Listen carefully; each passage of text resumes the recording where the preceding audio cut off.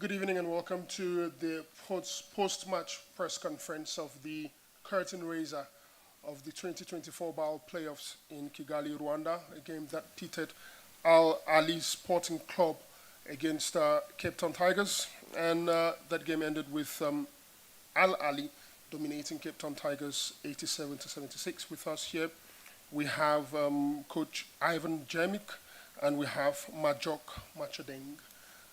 Coach, Yes. Coach, talk to us about this game today. It was a close one, but in the third quarter, you did the most out of it and extended your lead. You know what? For me, this is not first kind of this competition. I play many competition like this playoffs in my life, and first game is most difficult game. That means we don't not start well, and I must to inform you that this is our first game in this roster.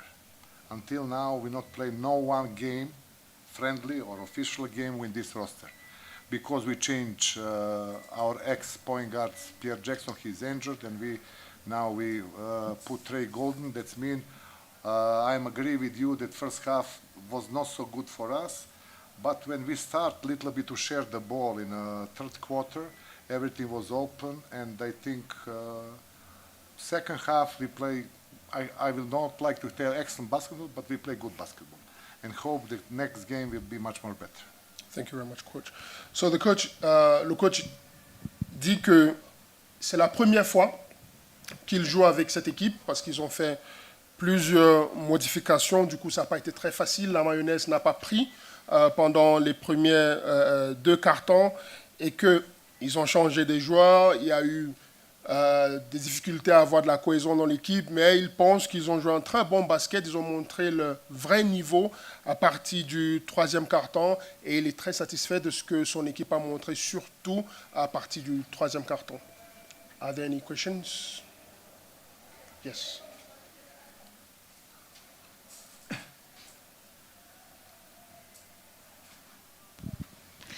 Hi, good evening. My name is Lucie Mouillot. I work for Radio France International. This is the first time that Al Ahly Libya is part of those playoffs finals in Kigali. What does it represent for the team to be among the 8 best teams of this season of the ball? Thank you. You know what? This is for me big deal. You know that means it's not easy to be the best 8 in Africa. You know.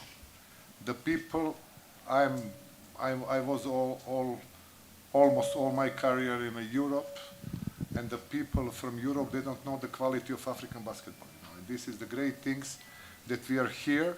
For us, big experience, but you know how it is. The people from my club, they like to win this. It's not will be easy. A lot of good teams, a lot of good players, a lot of good coaches. Good organization, and I think each game will be very interesting, you know. For us, it's big experience, and I think now is first time that any Libyan team play for this BAL. Just to remind you that the last 3-4 years in Libya, basketball are going very good up. I was before national team coach many years ago. Now I returned 3 months ago, little bit to help to my friends from Al Ahly. They are a good team, serious team, and their appetite is big. We will see. We will give our best. We will give our best. I promise that. How long and how long we are going far, we will see.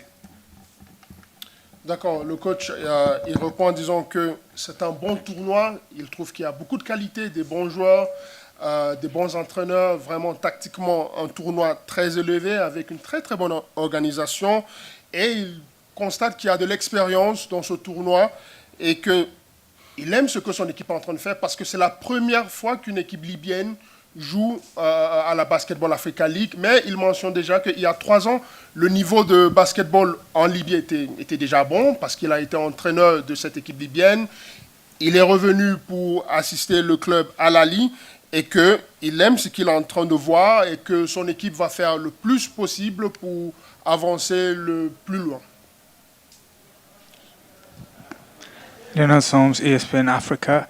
Majok, I had a look at the 50-man pre-training camp roster for South Sudan. It's incredibly good. Even for distinguished players, it looks like it's going to be a tough job to keep your positions, which I guess is good for the team. But how much of your motivation coming here and also just on a day-to-day basis is playing the best that you can so that people from your country, from your federation are looking at you and thinking, this guy can do a job for us at the Olympics? Yeah, I mean, BAL is a great place to get ready for the Olympic, and to have a 50 squad is a blessing for the country. It's a lot of great players, so you got to get in shape, work on your craft, because there's nothing guaranteed. So, and that's I know that going in, and I think they're gonna cut the squad to 25 soon, and I hope to be one of those 25. And being here is a step for me to get ready for that. Are there any other questions? Yeah. Yes, please. Congrats for the win. Coach, we've seen that Solo Diabate has had an impact, a great impact on the game. Maybe not on the score sheet, but in the composure, in the confidence, and in the dagger that they gave at the end of the game. Just how much importance has this player in this team? Thank you. I will be honest, he is like glue, American State glue in our team. The players around him are coming. I said to one of the referee, who is a friend of mine, if you, like the referee, not protect one of the biggest stars of this competition, all of us, we must to protect Diabate. He is like legend of this competition. 4 times, he take 2 times, and we are happy that he's with us. He's first of all great personality, great personality, and good player. And I'm happy that he is the big part of my team. Are there any other questions? Yes.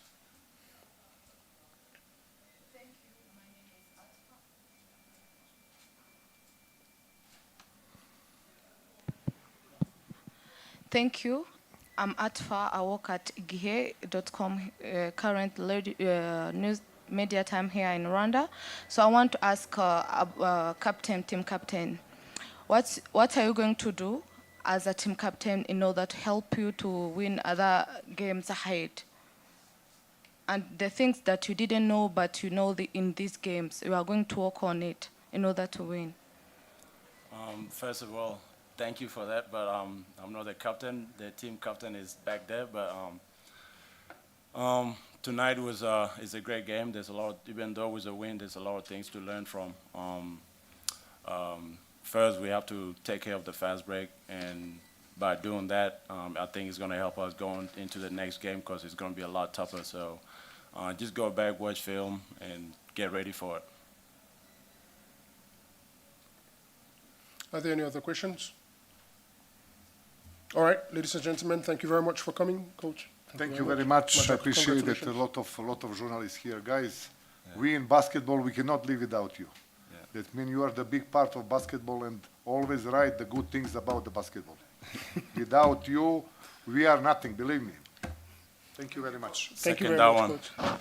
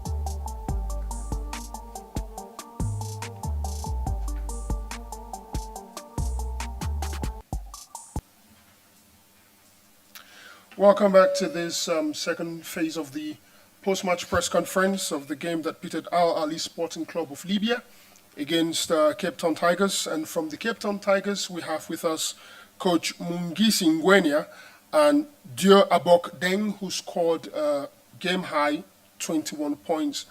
Coach, it looked a really close contest. In the first half, first quarter, 4 points difference, second quarter, 6 points difference, and then we get into the third quarter and it's double digits. What do you think it explains the fact that your team seemingly lost focus in that phase of the game?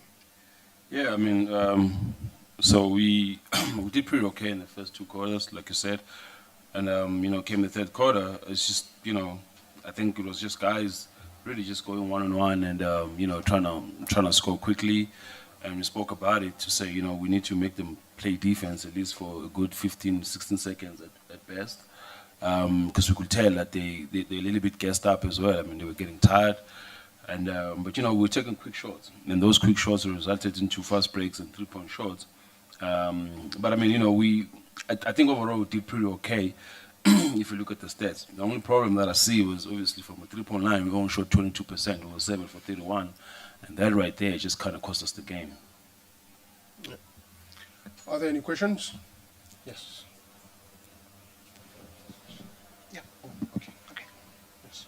Hi, I'm Amri from Le Matin newspaper in Morocco. Coach, at the end of the game, there was a huge opportunity to go back in the score sheet, but the strategy seemed like we're going to go for the 3-pointers more than the 2-pointers. Is it now a lesson that the team has learned and will try to have a strategy according to in the next game? Thank you. Yeah, of course. I mean, look, ultimately we're chasing the game. And so, guys felt that they needed to take quick threes, which was not necessarily necessary. I mean, we had them, I think, with about 4-point-something minutes left in the game. We had them in foul trouble. So every single time they foul us, want to go to the line and shoot 2. But I mean, how players are. You can, as a coach, you can tell them what to do. But as soon as they get in, they go off and do some other stuff. Are there any other? Yes. Leonard Soms, ESPN Africa. A question each for both of you. Coach, first of all, I know that before the games in March, you guys had less than a week to prepare. Was it better this time around, despite the setbacks in terms of players departing? And you are an incredibly talented player, and you've been incredibly unlucky. But with everything that you've been through in this industry, what does it mean to you to get the chance now to play here in Kigali for the Cape Town Tigers again, also right before the Olympics? I'm just blessed. I mean, I pray for this every day. I work hard, and I just feel like everything in this world happened for a reason. So I'm just blessed, and I already had a relationship with these guys 2 years ago. So I mean, just them putting me inside this position, I appreciate the Cape Town Tigers for that. And going into the Olympics, playing in the BAL, this is just getting me ready for it. I feel like at this time of my life, I should feel like I should be killing right now, and I should be taking it to the next level. So that's what I'm trying to do. Yeah. So in terms of preparation, I mean, this time around, at least we had enough time to prepare. Obviously, 1 or 2 guys joined us a bit later, but I think the core of the team had enough time to prepare, and that kind of shows, especially in the first 2 quarters, and even the last quarter. I mean, it's an understanding. I mean, unfortunately, we missed 31. I mean, we took 31 shots and only made 7 from the 3-point line at 22%. There's no way we're winning games if we shoot that low. I mean, these guys missed a lot of games, but I've never seen them miss so many games. Hopefully, next game things will click. Are there any questions? Yes. Hello, Cindy from the Big Top in South Africa. Coach, historically you guys have had less people contributing offensively, and now it's kind of evened out with some balance despite the loss. What things do you think you guys can do to keep the sharing of the ball and just the momentum going, especially in moments like the third quarter? True. I mean, look, Deng's a huge plus for us. He gives us the balance that we really need, both ends of the floor. I mean, he can put the ball through the hoop, but he can also defend.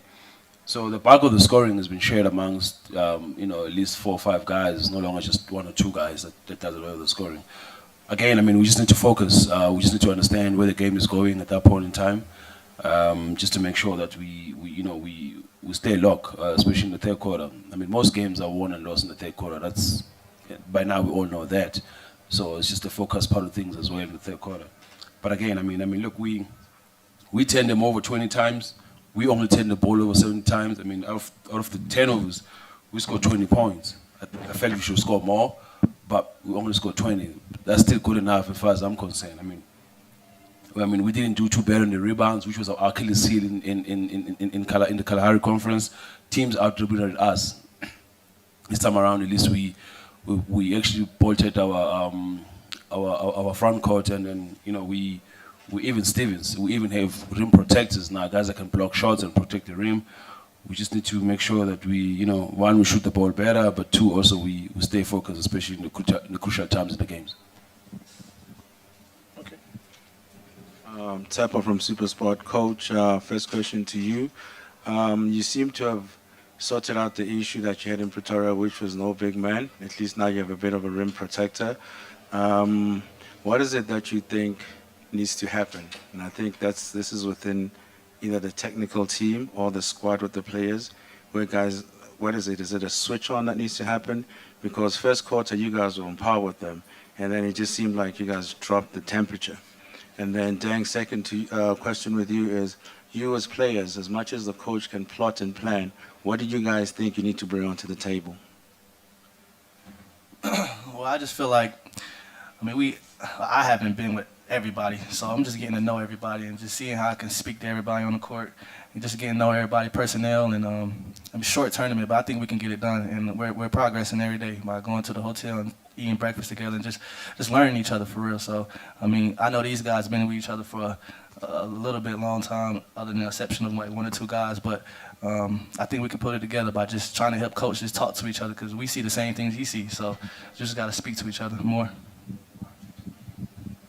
Yeah, so I genuinely feel that we didn't play badly except for the third quarter, and we were up 2, and then they went on a run where they scored 9 consecutive points, and things just changed from there. We just lost focus, but I just think that we're in a better space. We're in a better space. We just need to shoot the ball slightly better in the next game. Like I said, 7 for 31. That's just we're not winning games like that. Last question. Okay, Queen from Nigeria. I have a question for Darren. It's been like a top ups and down for you this season. Set it up, went down, back in and out. Emotionally, how are you able to handle that part of your life, that phase, and then get back into the game? And do you count yourself privileged to be among that set of guys to come back to the BAL and also get another chance to play in the BAL this season? Yeah, definitely privileged. I'd never take this opportunity for granted. I'm sorry, what was your first question? That was where I was. Emotional phase. Emotionally, man, I got good people around me, and it's my second 2.5 years being pro, and being in different countries, you learn adversity, and you can just apply it to anything in life. So emotionally, man, I just beat it myself. I pray and I talk to my teammates that understand me. So just speaking to guys that's in the same space as you. All right. Thank you very much, Coach. Thanks for coming. Thank you very much. Thank you. Thank y'all. Thank y'all for having me.